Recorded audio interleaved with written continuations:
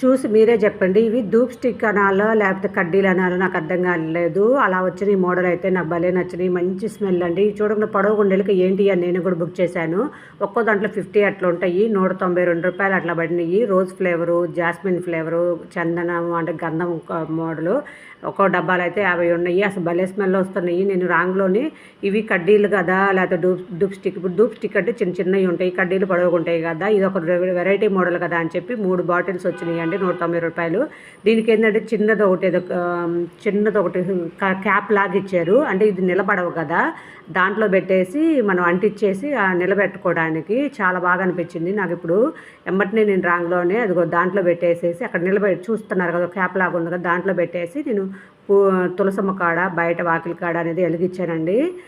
Rose flavour ఒకటను, నేను ఇంకోటేమో jasmine flavour వెలిగించాను. భలే మంచి స్మెల్ వస్తుంది అసలు.